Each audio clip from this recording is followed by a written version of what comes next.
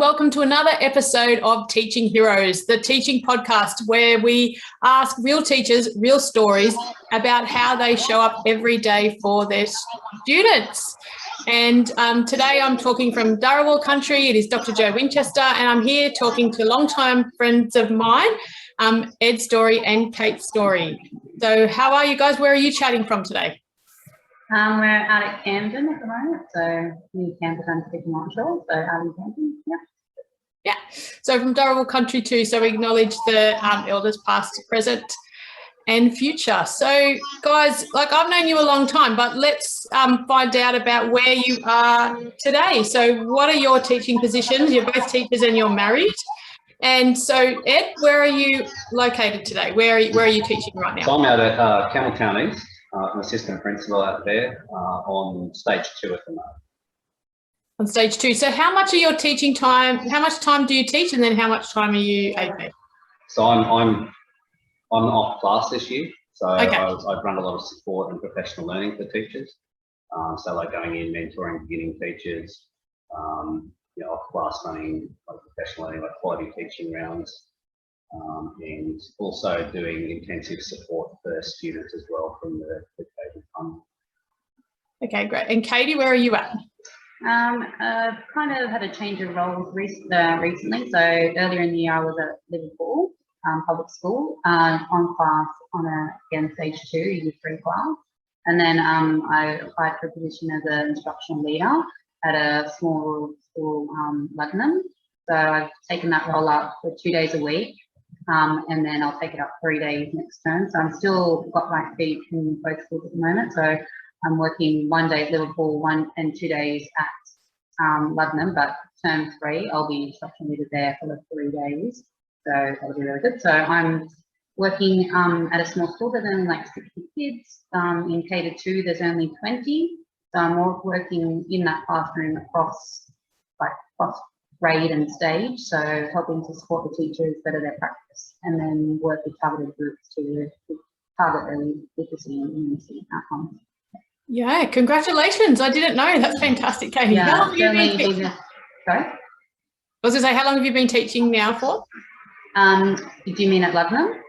Oh, yeah. No, in general. So I think it's 12 years. Yeah, we both started the same time, it's about 12 and a bit. So yeah, so 12 years has been there, but yeah. So I've mainly been at Liverpool, and it's been at a few other schools. Well, like I was started at Campbellfield, like out of Winter, and then I've been Campbelltown East for 10 years, doing different roles. Like I started as a casual teacher there, and then sort of going to classroom teacher, and then assistant principal.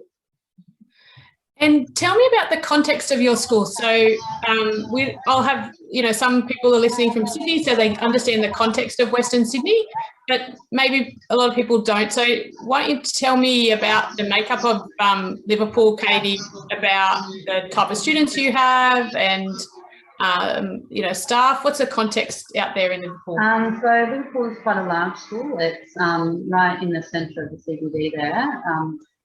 Right next to the train station. So we have lots of units and flats around us. So we'll have lots of kids living in small spaces.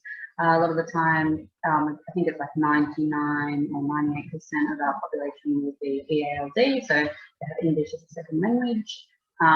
So we also have a large population of refugee students, so kids coming straight, from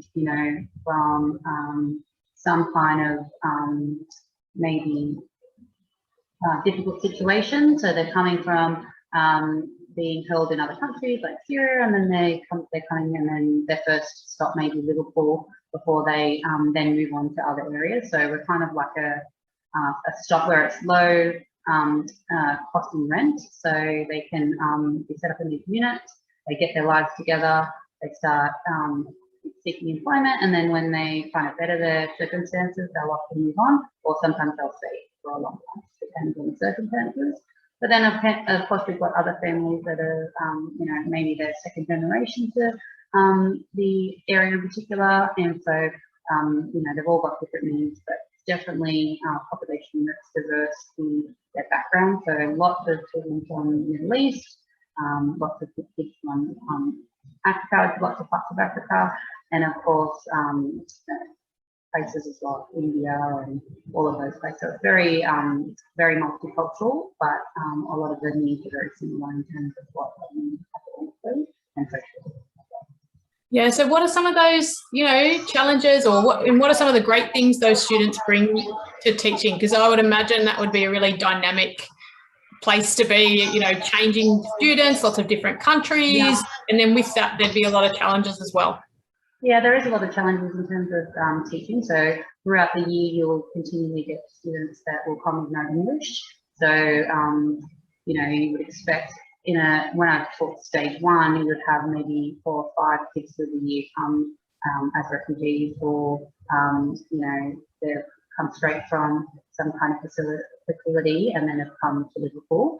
So they may have learned a little bit of English or none, most likely they have no English. So luckily the kids all speak a variety of languages. So hopefully most of the time there'll be kids that can help them to, if they know Arabic, they can kind of help them to socialise. But, we're used to dealing with that. So we often have resources ready to go for kids that are learning English, and we have like survival language. So we're working on survival language with them. We also have teachers that are EALD that take kids out for small group intervention. So the kids pick it up pretty quickly. Some obviously a lot slower if they've had a lot of trauma. So we have lots of kids that come with trauma from what they've seen in the war-torn countries that they've come from, and even when they're in transit, they may be somewhere for a long time and they're not sure where they're going to go. So a lot of the time there's a lot of trauma around war and things like that. So some kids it'll take a long time before they're ready to start learning. So they may learn English and survival language so they can ask to the toilet, but that academic English and maths, it's a lot longer, and it at least takes 2 years for them to not even catch up, but to start really learning. And a lot of the kids as well. So we'll have kids coming from lots of countries where they actually haven't been to school. So that's particularly difficult because not only are you dealing with they don't know much English, or they do know English, but they've never been to school. So they've never sat down, not used to the Western way of teaching. So we'll have kids from parts of Africa that, they don't wear, they may not have shoes, or they may have shoes, or they don't sit at desks, they run around, it's a bit more physical. So we're now asking kids that are able to be more mobile to sit down for long periods of time and sit and watch a screen or a teacher. So just more behaviours, language, and then learning. So all of these things we have to kind of work on, but in particular behaviour, language, and those things we have to get the kids to feel secure so then they can actually start learning, which takes a lot of relationship development.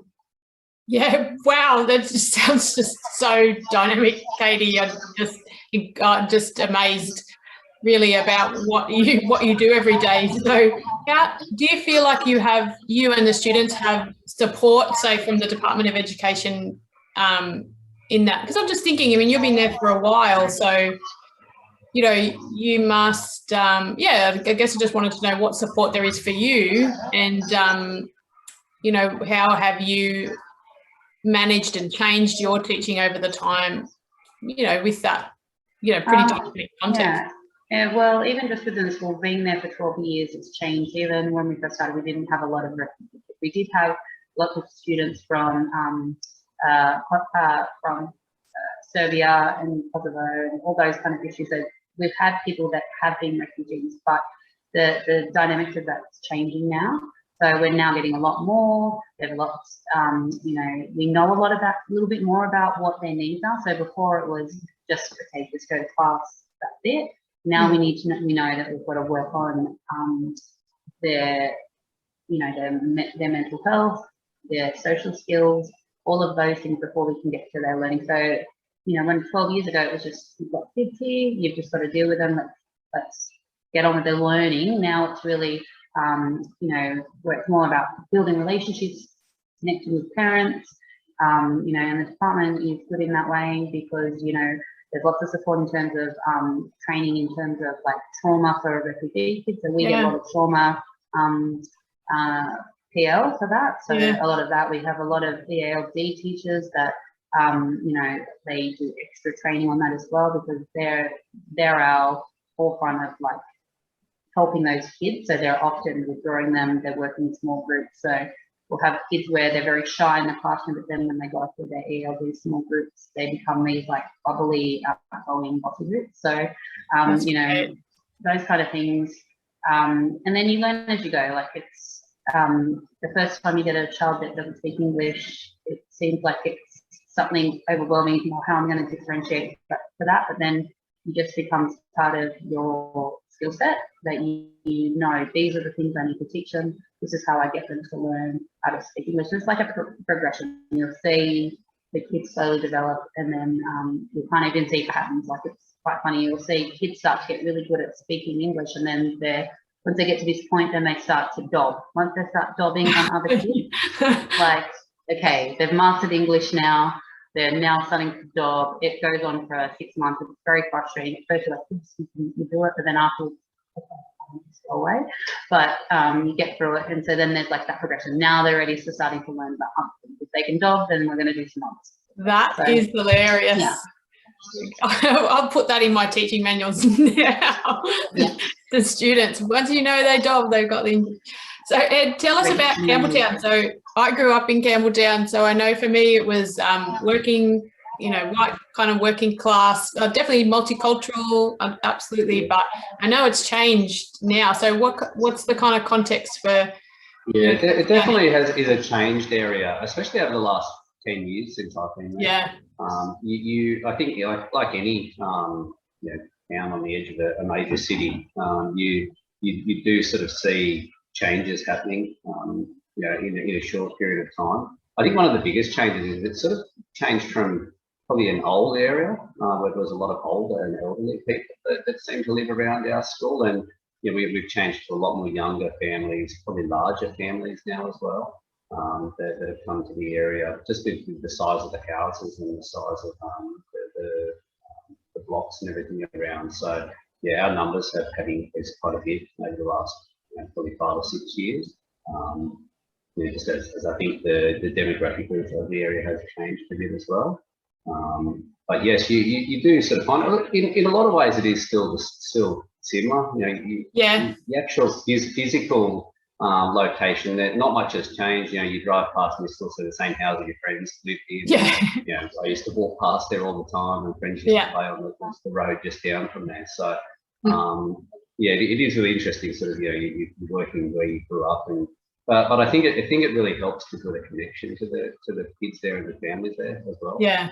Because you know they know that you know the area, and they're like, oh, you know that there's that bush down there, and you know the places around it, and you know where like the different roads and streets are, and they you know, it just helps to form those connections with those kids that sometimes, you know, can be difficult to form connections with. And you know, a lot of teachers in Campbelltown especially don't live near Campbelltown, so a lot of people travel to work in Campbelltown. So you know, even little things like that, just making connections, you know, when you don't live anywhere near the place where you work, it can be quite hard for some people. And schools traditionally have always been sort of closed places where sometimes people wouldn't, you know, even leave the school gates in some way. And I think you sort of touched on before how I was sort of doing the outdoor learning and going outside the school gates a lot more. So that's something I really encourage, you know, not just for myself but for the staff as well, is to get out into the community and you know, learn from like local people and local experts, and you know, just broaden people's perspective of what's outside the school gates. And you know, people are amazed. There's such, you know, amazing places and things to do in Campbelltown and around the Campbelltown area. The natural history, Aboriginal history, and you know, colonial history that's around there is, you know, amazing. And I think even people that live there for their whole life don't know a lot of the places. And I think that's one thing you find is like with the families, even there's a lot of people that have been there for generations. And you know, when their kids start coming home and talking about things that are just down the road, you know, they're amazed that there's this sort of wealth of resources around them. Yeah, that's great. I know, Ed, you've talked in the past, and I don't know whether you want to touch on it, but it'd be great to hear about how you know, take that extra step as an assistant principal to go and meet families who might be struggling to send their kids to school, and going out and meeting families. So I wondered if it was okay to kind of talk a bit about that and how you came to do that. Was that something that was encouraged from executive, or is that something you did yourself? And what impact? Yeah, look, I think it comes, from executive as well. But you see the need, and you know, like the research and data that goes behind just school attendance and people turning up to school, the difference it can make. But not just turning up, but being engaged with the teachers and the community as well. When people sort of see the respect that you have for them and their families, and that you can do some good as well in that community. And there's lots of teachers that do that, so it's fantastic. So it does make a big difference to families, communities.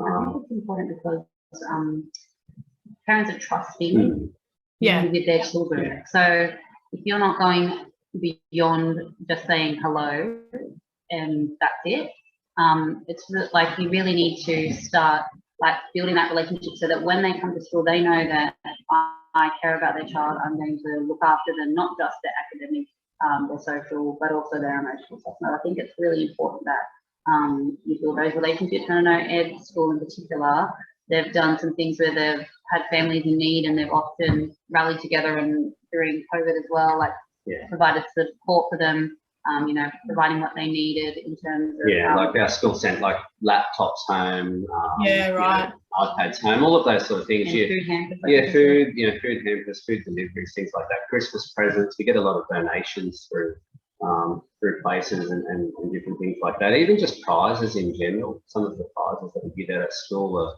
amazing, and the kids it's something that they may not have access to otherwise. So there's a whole range of different things, but families are fantastic there, and it's such a diverse range of families that do live around the Campbelltown region. But there are definitely some people who need extra support, and I think Campbelltown has a lot of resources, so we're fairly lucky in that there is a lot of services around for some families that we do. Yeah.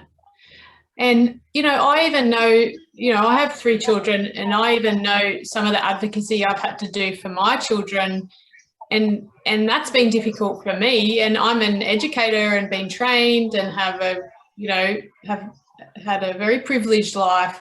So I can only imagine, some of the experiences the parents at your school would have had, perhaps negative interactions with services, or, in your case, Katie, being overseas and experience kind of some trauma. Like, it takes a lot. And it's just something we have to be mindful of as teachers. We can't just expect the parents to just trust us blindly. We have to put in the work to establish that relationship and trust. So as you say, I mean, it was very hard with my oldest, sending him into school, and he never tells me what's going on. So, and that was huge for me. And as I said, I come from a privileged place, so I can only imagine, we do have to do the hard work as teachers to establish that trust. I think it's really, like, especially with parents with their families that are coming from war-torn environments or countries, basically if they tell people in authority that anything about their lives, they could actually be prosecuted, killed. Families can be kidnapped, members can be kidnapped or, put in jail because of what they've said. So the families that come to us, they don't want to reveal a lot about their history, and they don't want to make complaints. They kind of don't trust people straight away, or they don't actually see that a lot of the trauma that they've had, they've actually got trauma. So we'll ask them when we intake their applications, has there been any trauma? And then they'll just say, oh, no, just the usual war stuff. And then you find out later, like, that a family member was, killed or something like that, or that they've witnessed things, but to them that's normalised, and they still also don't want to, say anything where they're going to somehow get their child disadvantaged. So they're very cautious about what they say and who they say it to.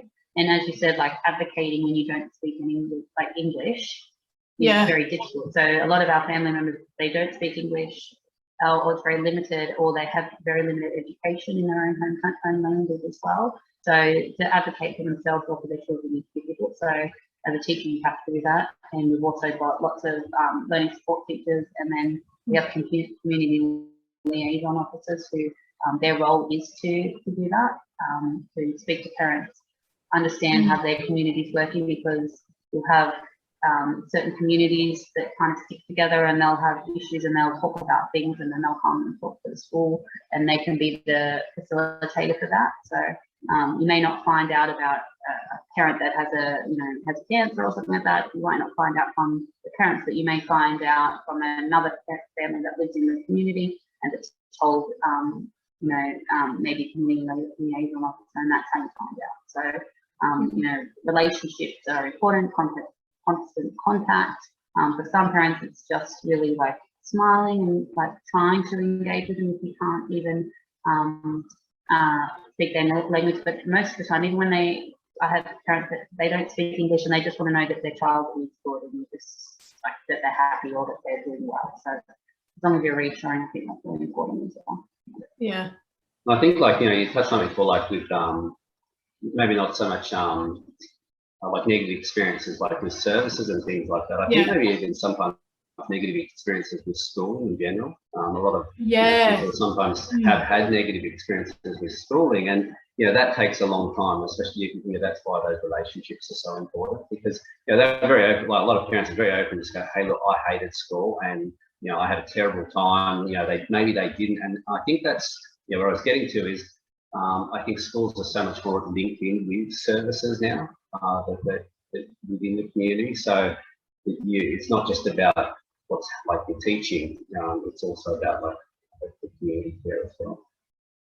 And when people see that you're able to assist in that, then it strengthens the relationship, and it changes the attitudes as well. Maybe for people for a generation didn't have a positive attitude to school in general. Yeah, and I say to my university students often, you're a successful, school was successful for you. The fact that you're in the lecture theatre with me means that school was successful for you, even if you had issues, or even if you didn't do as well as you thought, or you had some experience at school that was positive to lead you here, So we have to remember that, the parents that we interact with at school might not have had that experience, or you are going to teach kids that are going to really struggle. So you have to always be mindful of that as a teacher, that the diversity that's in your classroom. Yeah, and I think as well, if developing those relationships with parents, it's sometimes about how you say things rather than what you say, but it's also about always directing the conversation towards the best interest of the children. Everyone wants their child to succeed in whatever they're trying to achieve. So, every conversation about that parents are about, this is the best for your child, I'm trying to do this to better them. So I think when you start with that in mind, rather than I'm right, you're wrong. Yes. I think it's, we are doing this together. I think that makes parents realise that this is a conversation where I'm, may not always agree, but I know that we're trying to work towards the best interest of the student and the child. So I think that's important. Yeah. And you guys know that too. You have 3 beautiful children. So you've got one at school, right? 2 now. Yeah. 2. Oh, yeah. She started. Yeah, she started. Yeah. And so how do you manage that as parents now at school, and manage those, manage both of you working at schools? There's that pervasive myth that, when you're a teacher, it means you can be home for your children. And while, yes, in holidays, you finish at 3:30 in Liverpool and you're out in Camden, they also finish at 3:30. So there's just as much management of the family life as well. So how do you guys manage that? And I also wondered, do you guys swap notes, or is work talk off the table? Do we not talk school at home, or do you? you know, I guess swap ideas. the first part, like, you know, we both been pretty lucky. Like, probably when Charles was born, like, it was my parents were retired then, so Yeah, right. you know, they sort of look after him and the other little one initially. You know, Katie's parents are retired, so they're sort of taking up a bit more of that slack that mine aren't able to do at the moment. So, you know, I think we've been pretty lucky that some of those extra times we can call on them. Yeah. Katie's been really lucky. She's on maternity leave, so Yeah. works 3 days a week. So we've got the 2 days where we can get a lot of you know, like the softers, the doctors, the dentist, all of the appointments done on those days. You know, I know Katie's very busy on those days and gets, you know, an amazing sort of amount of things done in such a short space of time, and sort of runs from one place and drop-offs to pickups to, you know, little ones sleeping, and then does the same again, and then off to, you know, whether art or sports that they might do. Yeah. You know, and I'm the same. Like, I coach, you know, Charles' soccer team, and, you know, so do all of that throughout the week as well. I think things like that are important for them to see you're giving back some of your skills as well to other people. Yeah. They get a big kick out of that. You know, and just managing time. Like, we don't really do notes. I mean, we've got sometimes we set up like a whiteboard with, you know, who's doing what on what day. Usually, right. Okay. Get in trouble, but it's yeah, we know what's on what days, and you know, we've got to get swimming gear ready for the next day, and you know, things like that are coming up. So yeah, I think it just comes down to being really organised. That you make sure you know when you've got things on, and you know, your things are laid out the night before. I think as well, like, the department's really great that they have great benefits in terms of being a working mother, that I have like almost the choice, or that I can do part-time, obviously until my youngest is at school. So I obviously can do that financially at the moment, so I can work 3 days a week and still be part of school. So I still have my professional life, but I'm able to still look after my youngest, who's 2.5, and then do the pick up and drop off. So it's great that the department has that as a resource for women and men that need to have that time off. And it's been great because it really hasn't slowed my career path down too slowly. Like, even though I've been able to work part time, I've still been able to do relieving AP. I'm now an instructional leader, so the department's great in that way that if you have supportive bosses, you can, and you've got career aspirations, you can still allowing for job shares and things like that, so that you can still achieve your career's goals without having to sacrifice them just because you're part-time and you've got children. So as a female, it's really great, and obviously I would have preferred to be further along the career path, but still, as a you've got to choose children and career, but luckily without the career path that I'm on, I can do both reasonably well, and be able to achieve what I would like to do as well, which is to mentor people as well. Yeah, I found that too, that the university has a similar policy, that I can work part-time until my youngest is at school. And it makes a huge difference. As you say, the career, it goes a little bit slower, but at least it goes up because you can stay engaged with, your work as you go along. And yeah, I agree. It's really important. And it's, the Department of Education does a really great job supporting you. So that's great. Yeah, so I suppose the only thing is as well with like the, part of it being having children is the difficulty that you do work part-time, but you work, as you said before, we don't work 9 to 3. I'm in at 7, I work till 4:30.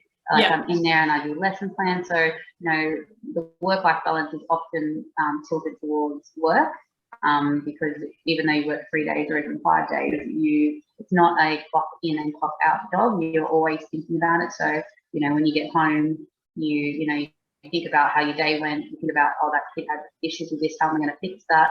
So you're always thinking about things. So I think it's a profession where if you're going to do it, you need to be able to realize that it is a passion, it is a focus. You won't be able to just leave it. It's not like,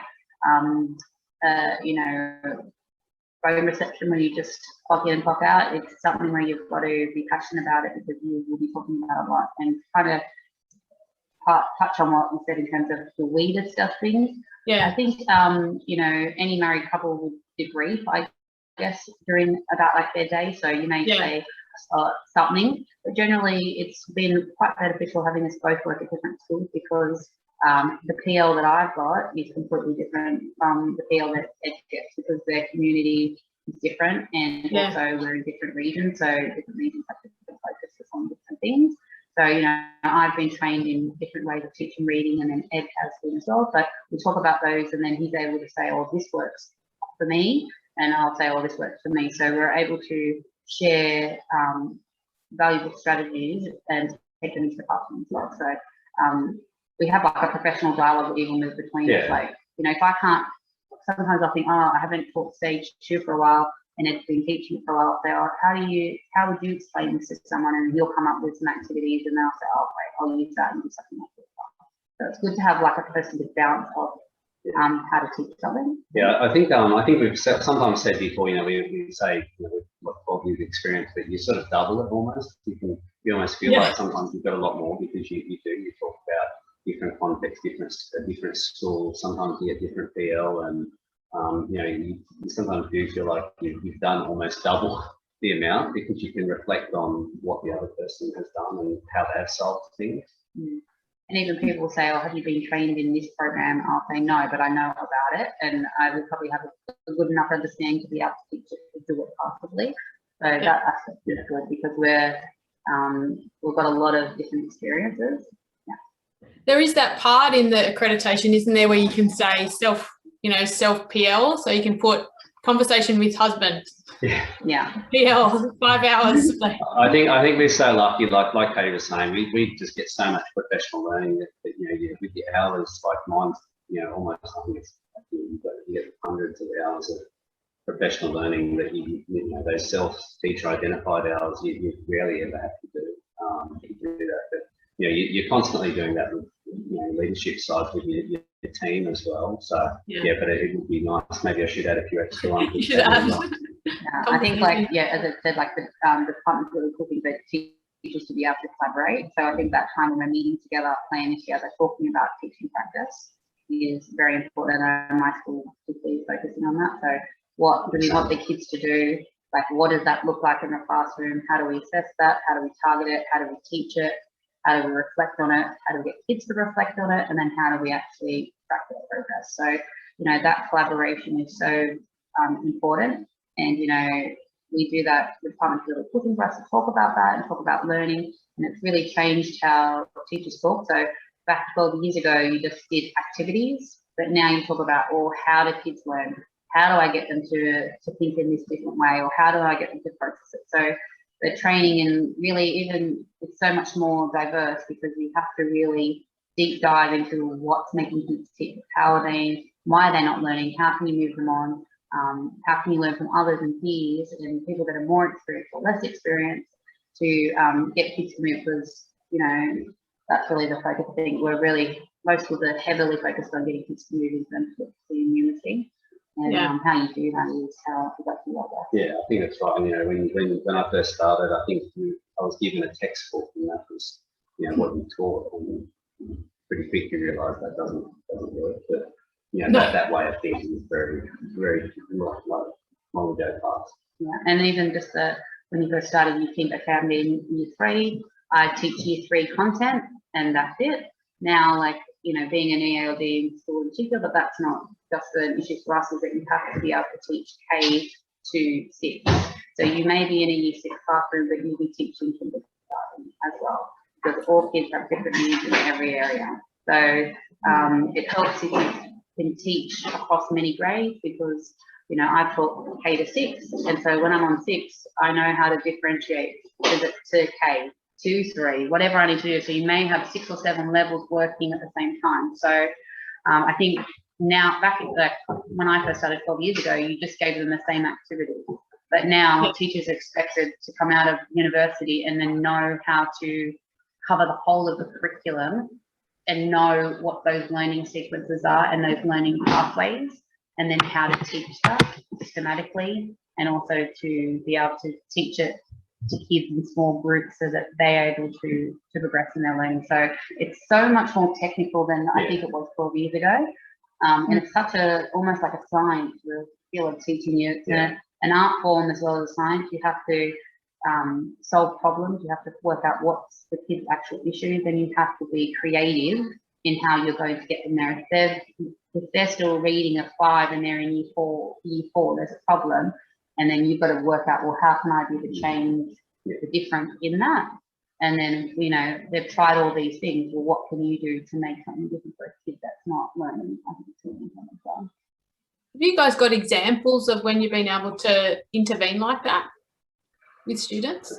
Probably, hundreds of them. You know, you start off with somebody who maybe can't read and is you know, maybe a year or 2 years behind in their learning, and you know, then by the end, you know, they're pulled up or they're exceeding you know, benchmark levels or, you know, their peers. It's amazing. I think sort of Katie, you know, obviously with you know, people coming in and not speaking English. I mean, I've had a few, but not as many as Katie. But you know, you get some kids that come from overseas out at Campbelltown as well, and you know, they start a year and they can barely say a word of English, and usually you find one thing that it's, you know, is it soccer, is it, and sometimes it's maths, things like that they can be successful at.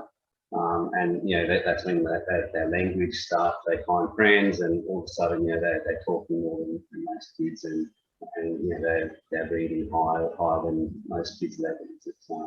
It's there's so many amazing stories of, you know, reading, writing, and you know, being creative and innovative and all of those things. And I think that the department also realises that K-2 is so important. So there's the actual success. There's lots of funding for kids that aren't succeeding, or maybe just off the boil, they're missing some things that we're really targeting. And that's my new role as an instructional leader. That's what I'm doing. I'm targeting kids that are not quite there and working out, well, what can we do to get them with intensive work to either at stage level or at least to make a year's growth. So that's really important. I know Ed said that some kids will, in an ELD kids can make a lot of progress, but we at Liverpool really talk about what is a year's growth, what does that look like for a kid that's starting, like maybe they're in year 3 and they're you know, they're starting at a 1 or a 2 in reading level. So a year's growth would be 9 levels, that's kindergarten growth level.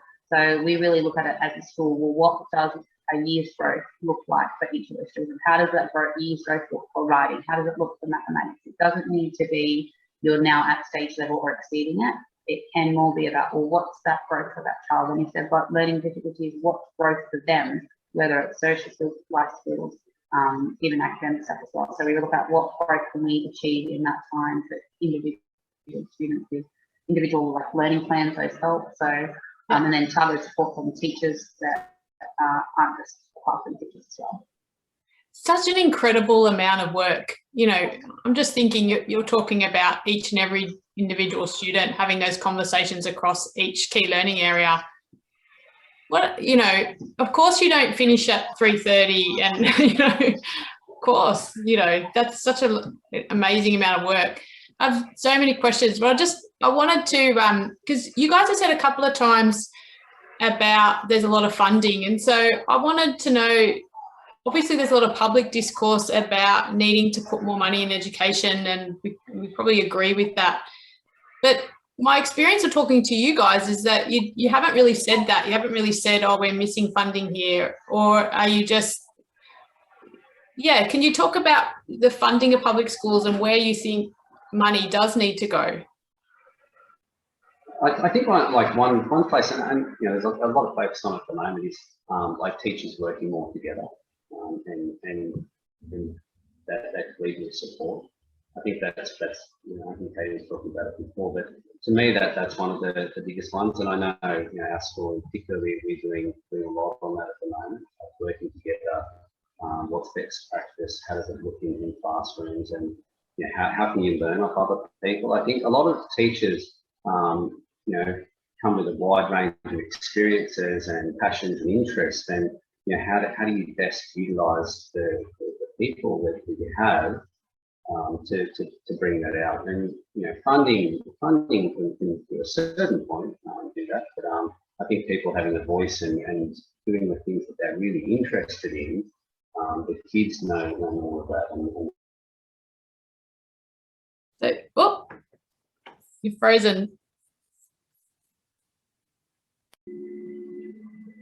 Okay, we're back.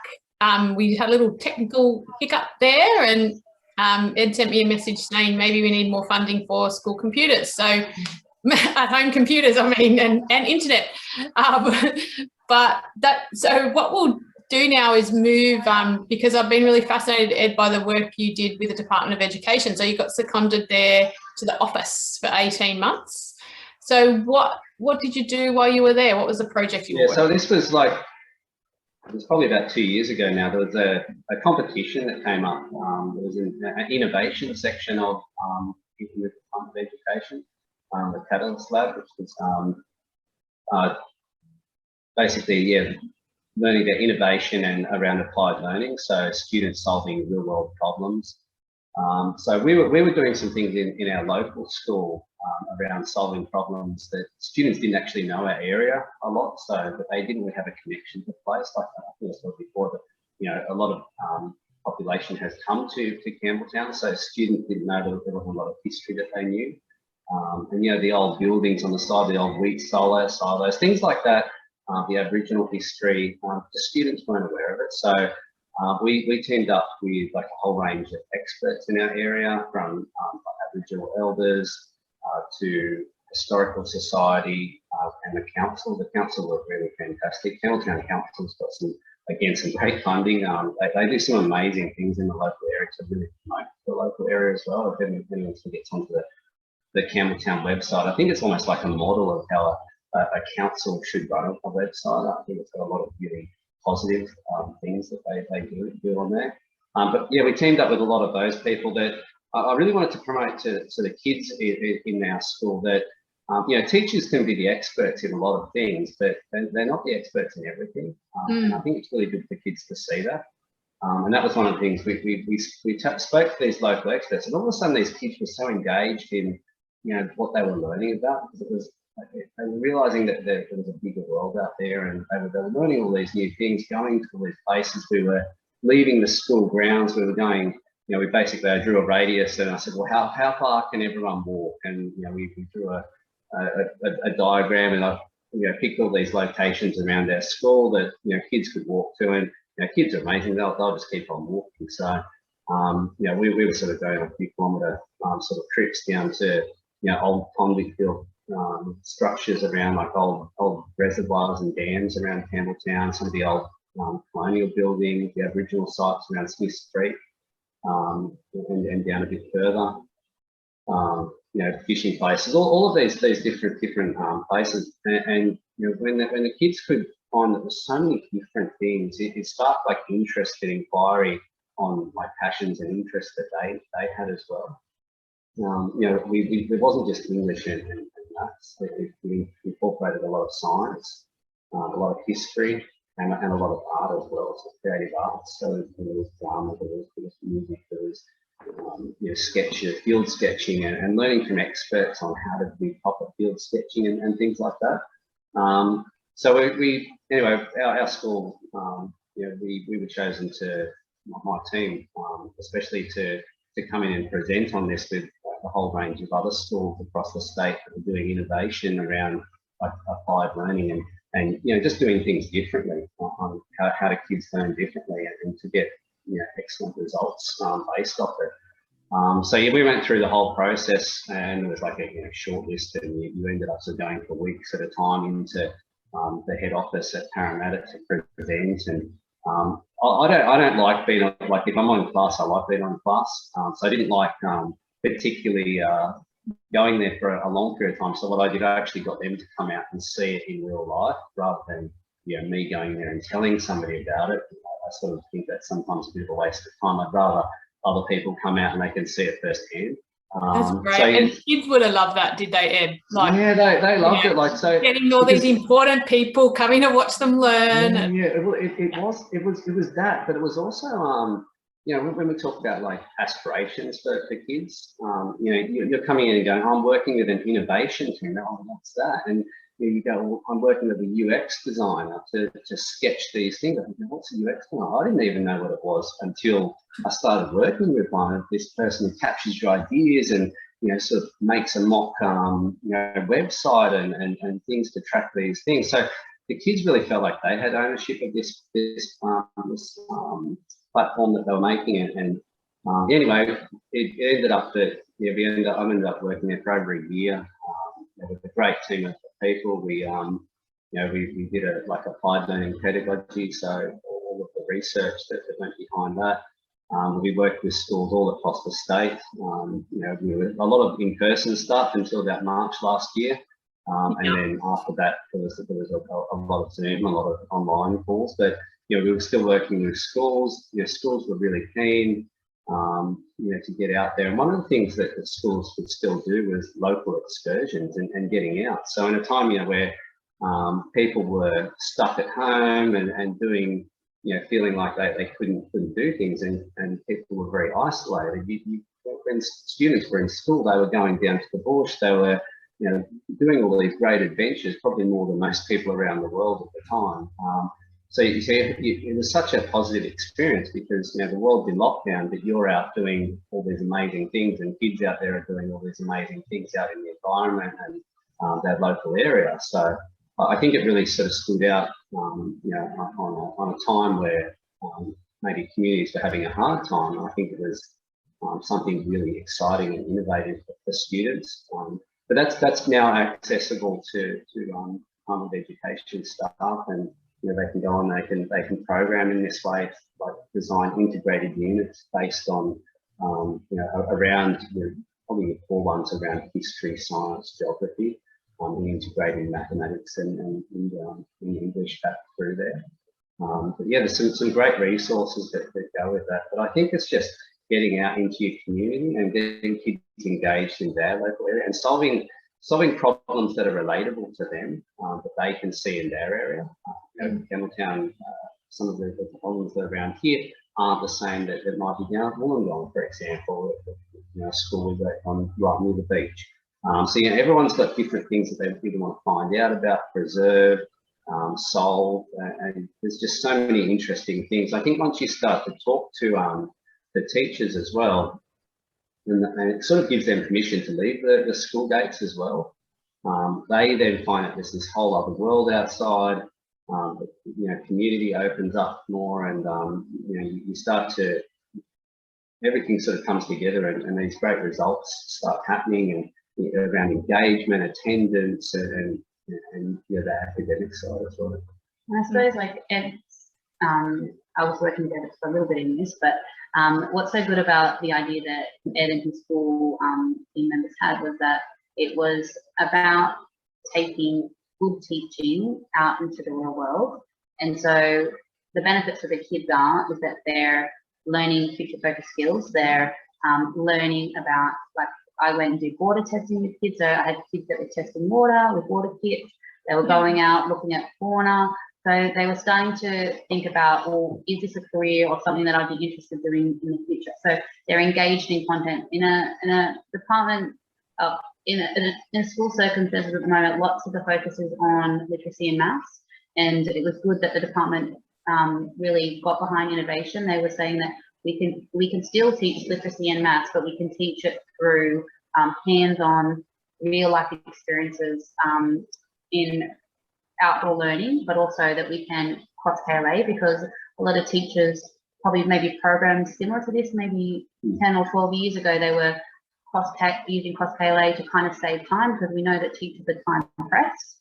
We can't get through all the content, or we find it very difficult to. So Ed and I were in particular going into schools and showing them, how can you teach a big idea across multiple KLAs, so that there is no loss of continuity of learning. It was really important this year. I worked with Ed as well, and when I went back to my school, I worked with the department for only a term, but then I went back and I took on board what I'd learned at the department, and I actually applied it to the classroom. So I discovered a real life problem that I wanted to solve, which was that we had Ibis in our school that were not attacking kids, but they were kind of getting a bit more aggressive.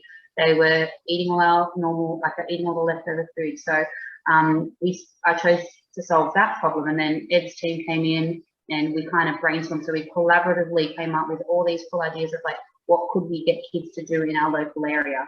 What could we get kids to investigate about these ibises? And as Ed said, we've got you know, experts out, we've got local historical society out. We went on field trips, and as Ed said, I was probably one of the few people that were out with kids down to field trips. You're allowed to do field trips during COVID.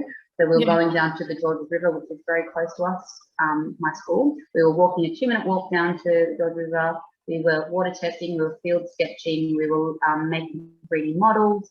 We were writing about it, so we were learning about it in an informative way. So we were reading about ibises.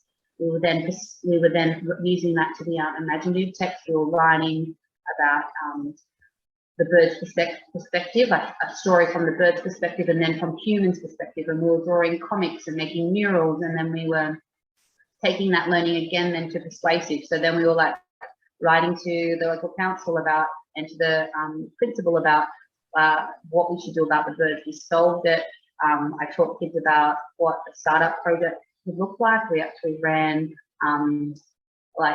I ran the classroom like it was a startup company. So each group was a startup company, and they had to define the problem, interview people that were saying that the ibises were a problem. So they interviewed the principal, they interviewed teachers, they surveyed kids, they tallied they tallied up all the responses. They then defined what was really the problem with the ibises. Then they went about researching to solve it, then present it to the principal and to write letters to the local council, because the council was saying that we can't do anything about the ibises because they're an invasive species. So we then put a proposal forward to the school. So you can see then, like, this is one big idea that took 2 terms. Yes. And what was so amazing about it was that kids just were obsessed with ibises. So I don't even care about ibises anymore because I'm so over them. But yes, I do have a hat with ibises that I wear on duty now, just so that they know that I'm still into ibises. But basically, every kid that I spoke to from my class loved ibises, and it was spreading through the rest of the school. So the other kids in kindergarten, they were learning about ibises. So when kids are passionate about what they're learning and it's local, and it's like they can feel it, they can see it, they can write about it, they can read about it, they can do maths about it, it makes it real, and it makes it more valuable and engaging.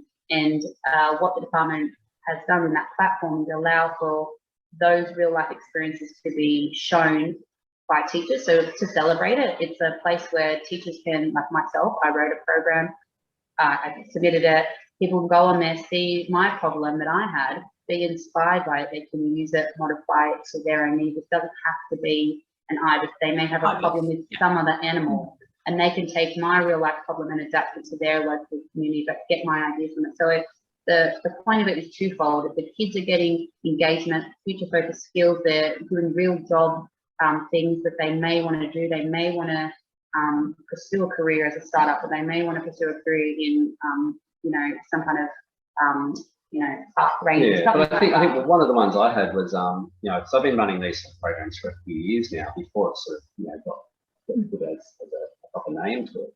But one of the girls I was working with at one point, we did like a lot of photography out in the field and things like that, and had people come out and show us how to use cameras and different things. But one of the things was, like, you know, this girl was into it so much that she ended up getting a camera for her Christmas that year. Like that was all she wanted. But now, like, she's doing that at uni, like doing like a photography course. Wow.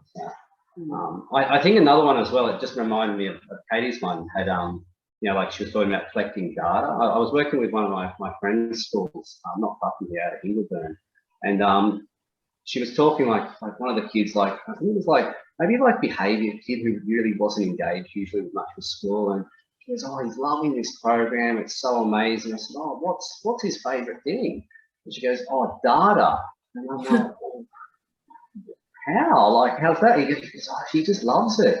And I said, "Well, you've got to ask him why. Why does he like doing like graphs and things like that?" And anyway, she goes, "Yeah, I need to find out too." So she asked, and she got back to us the next day, and it was like, well, she said, "Oh, it's the first time I've known it's actually being used for something for a reason. Like, you're collecting this information for a reason.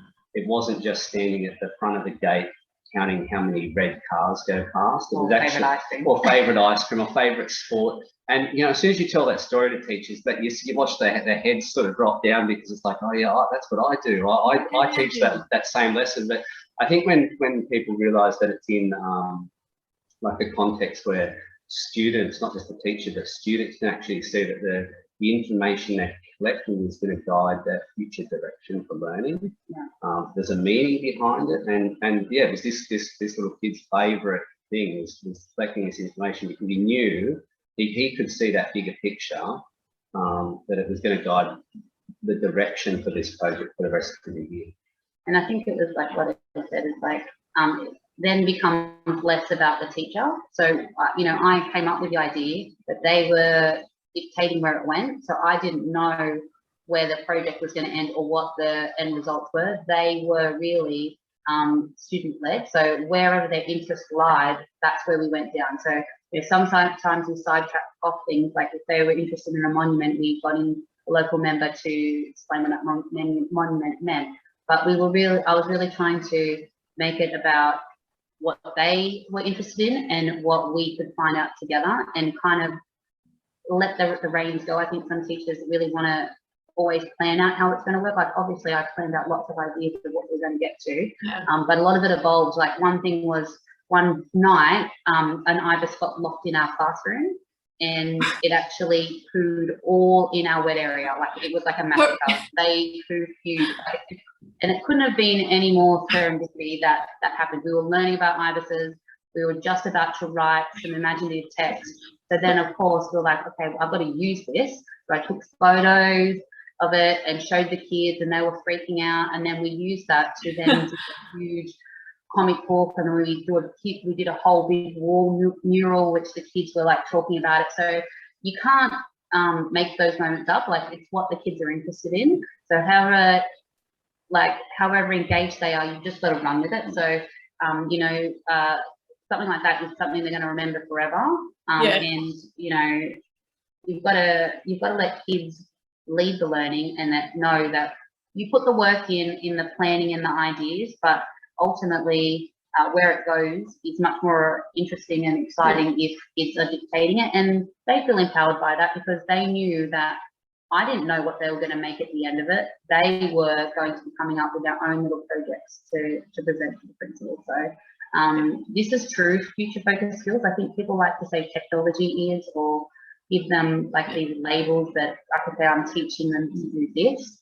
But what they learned was they learned how to talk to their peers. They learned how to read. They learned how to listen. They learned how to problem solve. But they learned how to research things for a real purpose.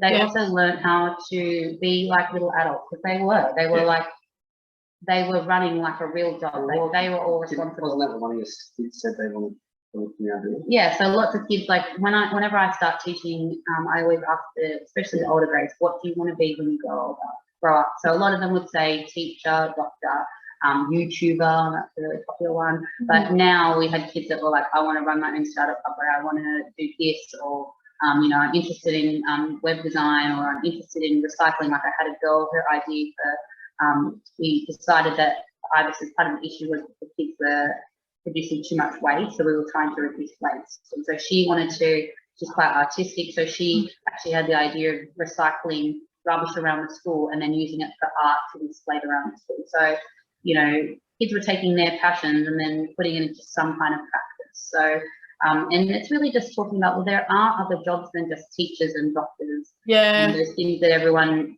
role plays as children. There's a lot more out there that you can do, and let them experience and taste it, I think, as well. It's really important. 100%. And I think particularly, you know, in Western Sydney, you know, we have to, you know, be responsible for that too, I think, you know, and show them that they can be whatever they want to be, and give them the tools to make that possible for them, to show them what the future might look like for them, you know, beyond what the stereotype says or beyond what their parents expect of them. You know, they could be whatever they want. I could talk to you guys for ages about this, but I'm conscious we probably need to wrap it up. But I think we need a part 2. So I'd love to talk to you guys again, maybe in a couple of weeks, and see what else you're up to. And yeah, lots more to talk about. So I just want to acknowledge your contribution as amazing educators in public education. Your commitment to your students is just, I just had goosebumps so often through that interview, listening to what you do every day for your students and the teachers. Like, really is so inspirational. And yeah, I hope that you can, well, I know you will continue to be. It's great to hear all the good work you're doing and different perspectives from schools across Sydney as well, and what you're doing. So really, really good keep doing what you're doing. And teachers need to learn from teachers. That's the thing. Like, it doesn't matter how experienced you are. We've all got our experiences and our own background and our own life stories. And I think that just like the kids, we have those as well. And I think that if we're going to build teacher efficacy, the only way to do that is to actually communicate and share and absolutely. And acknowledge our differences, I think, and we all need to be different because all our students are different. So the more we can appreciate what we bring, and then, as you say, collaborate and acknowledge what other people's bring. I mean, I think that's really the key to transforming education. And I think, like, what I've been so inspired by what you're saying is, like, it's just so simple, walking out the gate and looking around you and just seeing what's there, like what's in your own community is just incredible. Yeah, and we'll probably keep on talking about when we were working with a startup company,